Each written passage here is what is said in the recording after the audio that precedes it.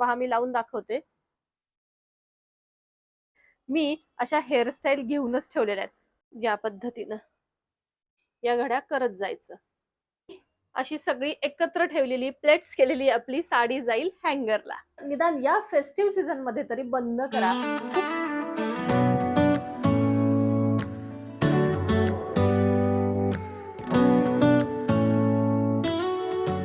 घर स्वच्छ ठेवा, ते नीटनेटकं ठेवा, ते डेकोरेट करा, त्यासाठी वेगवेगळ्या वस्तू मागवा, घरात काय हवंय नकोय ते पहा, काय संपलं असेल तर ते आणून ठेवा. अहो सगळं काही घरासाठीच, पण स्वतःसाठी काय? या सगळ्या गडबडीत आपण स्वतःलाच विसरलोय. तिथे इतर लोक काय आपली जाणीव ठेवणार आहेत, नाही का? आपल्यासाठी आपल्यालाच वेळ काढायचा आहे. तर आता ही सगळी कामं थोडीशी बाजूला ठेवा, थोडा वेळ स्वतःसाठी काढा आणि थोडी स्वतःची तयारी करा, नाही का? तर आज घरासाठी नाही तर खास माझ्यासाठी मी एक वस्तू मागवलीये. ही गोळी नाहीये, तर हे काय आहे तुम्हाला दाखवते. तर ओपन करायचं आणि याच्या आतमध्ये हे. आता हे काय आहे? ही गोळी आहे ना, मी आता या पाण्यामध्ये टाकणार आहे.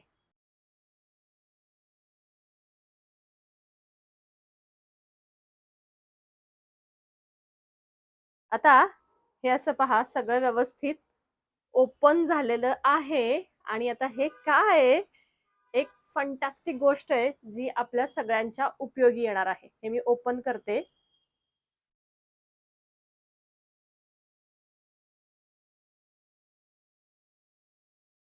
तर हा आहे असा हा फेस मास्क, दिसतोय?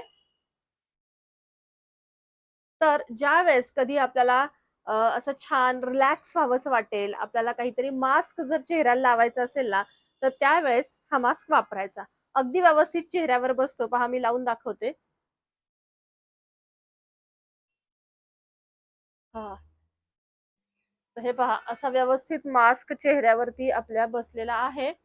आणि 15 मिनिटं 20 मिनिटं असा मस्त मास्क लावायचा आणि रिलॅक्स व्हायचं.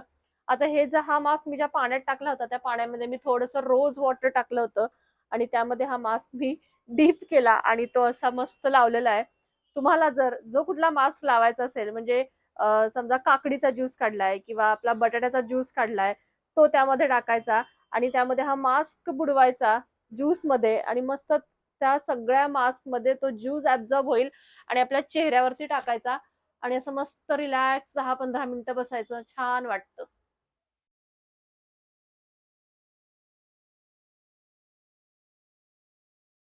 हा, एकदम फ्रेश वाटतं त्या मास्क लावल्यानंतर. बरं असं आहे, काही एकच नाही तर असं पॅकेट येतं. खूप सारे मास्क याच्यामध्ये असतात. मला वाटते 50 एक मास्क असतील. तर भरपूर दिवस चालतात. आठवड्यातनं 2-1 वेळा जरी लावले ना, तरी खूप छान फ्रेश वाटतं. तसं छान मास्कचं पॅकेट तुम्हाला हवं असेल तर नक्की घेऊन या. तर आता आपल्याला सणावाराला करायचा असतो मेकअप आणि हेअरस्टाईल. तर मेकअप काय थोडा इकडे तिकडे आपण बघून करू शकतो, पण हेअरस्टाईल तर पाठीमागे करायची असते आणि आपल्याला झटपट करायची असते, त्यात खूप वेळ जातो.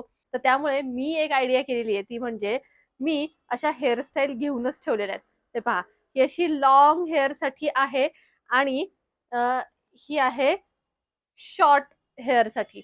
म्हणजे पहा आपल्याला जर असं लॉंग असं मोठं काहीतरी ओपन हेअर सारखी अशी हेअरस्टाईल जर करायची असेल, तर ही हेअरस्टाईल आपण लावू शकतो.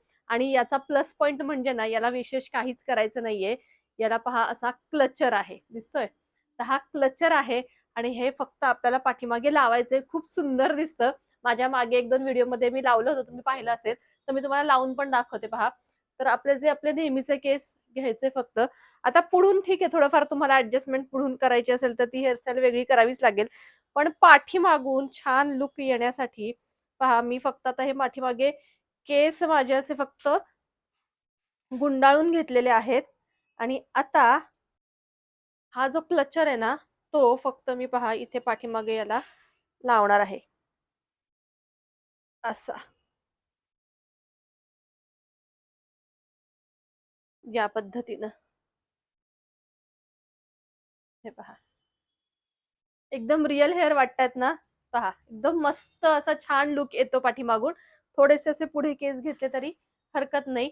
तर असे छान मस्त लुक आपल्या पाठीमागून केसांना येतो. याच्यावरती मग तुम्ही गजरा किंवा एखादं फूल वगैरे लावू शकता आणि खूप सुंदर साडीवर सुद्धा खूप छान सुंदर हेअरस्टाईल दिसते. तर असं लाँग न करता तुम्हाला छोटासा असा अंबाडा वगैरे घालायचा असेल, तर त्यासाठी सुद्धा वेगवेगळे बन येतात. तर पहा मी हा आत्ताच रिसेंटली मागवलेला आहे. हा बन आहे आणि याला सुद्धा असा हा क्लचर आहे. हे पहा. तर हे सुद्धा सेमच आहे. तुम्हाला असा अंबाडा वगैरे घालायचा असेल, कडेने गजरा लावायचा असेल, तर सेम आपले हे केस आहेत छोटेसे, ते असे गुंडाळून घ्यायचे वरती आणि हा जो क्लचर आहे, तो फक्त इथे लावून घ्या. तुम्हाला ज्या हाईटवर हवाय तसा लावा. वर लावायचा असेल लावा किंवा इथं खाली. मी नेहमी असा खाली थोडासा मानेवर येईल असा इथेच लावते. तर पहा, ही आपली मस्त हेअरस्टाईल झाली एक. आता मी इथे काही डिझाइन घेतलेली नाहीये, पण असे वेगवेगळ्या डिझाइनचे हेअरस्टाईलचे असे बन येतात ज्याला क्लचर असतो. ते तुम्ही लावून घेऊ शकता. मी थोडासा असा मेस्सी बन घेतलाय. मला हा मेस्सी बन लावायला फार आवडतो. तर याच्या साइडनी सुद्धा असा गजरा लावा किंवा इकडून असं काहीतरी क्लचर लावा किंवा फुल आर्टिफिशियल फ्लॉवर्स असतात ते लावा. अतिशय सुंदर दिसतात. पहा वेगळी काही हेअरस्टाईल करायची, पैसे घालवायची काही गरज नाहीये आपल्याला. घरच्या घरी एकदम मस्त हेअरस्टाईल या सणा-समारंभाला आपल्याला करता येईल. आणि आपल्या ओल्या केसांमध्ये खूप गुंता होतो आणि तो काढणं फार मुश्किल होतं. मग त्यावरती कंडिशनर लावा किंवा आणखी काही सोल्युशन लावा. असलं काही करत बसण्यापेक्षा जर असा एखादा कोंब तुमच्याकडे असेल ना, तर काही सेकंदात केसांमधला सगळा गुंता निघतो. मलाही आधी खरंच खोटं वाटलं होतं. पण ज्यावेळेस मी हा कोंब यूज केला ना, तेव्हा माझ्या लक्षात आलं की खरंच इफेक्टिव्ह आहे आणि अजिबात केस सुद्धा गळत नाहीत बरं का. म्हणजे थोडेसे केस ओले असतानाच याने विंचरायचे. आता माझे केस ओले नाहीयेत. फक्त पहा थोडेफार केस ओले असतील ना, त्याच वेळेस हा कोंब यूज करा.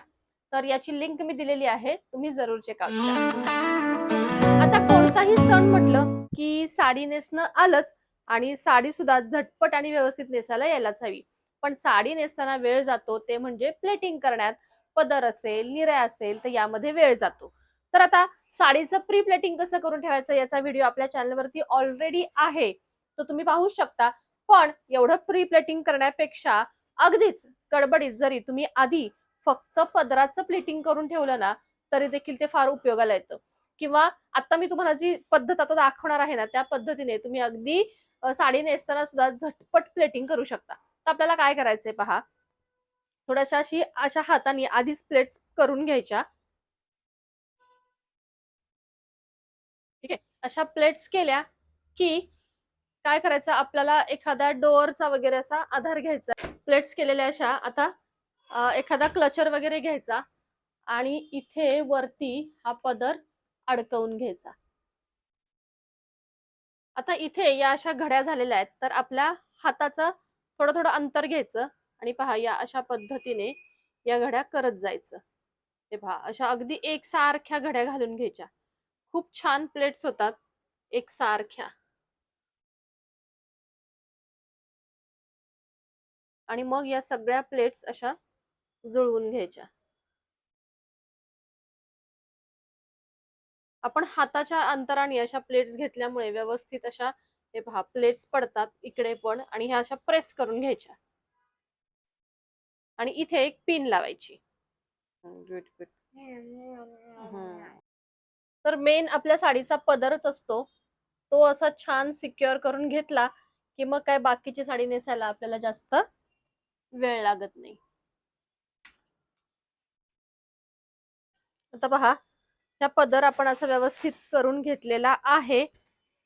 आता याच पद्धतीने आपल्याला खाली साडीची घडी व्यवस्थित घालायची आहे. तर पहा पदराच्या अशा प्लेट्स मी व्यवस्थित साडीवर ठेवून घेतल्यात आणि याला अजून एक असा फोल्ड करणार आहे या पद्धतीने. तर आता ही साडी आपल्याला हँगरला अडकवायची आहे. तर याच्यावरतीच मी ब्लाऊज ठेवलाय. तो ब्लाऊज इकडे तिकडे जाऊ नये म्हणून हा ब्लाऊज ठेवलाय. पेटिकोट ठेवायचा असेल तुम्हाला तर तो देखील तुम्ही यावरती ठेवू शकता.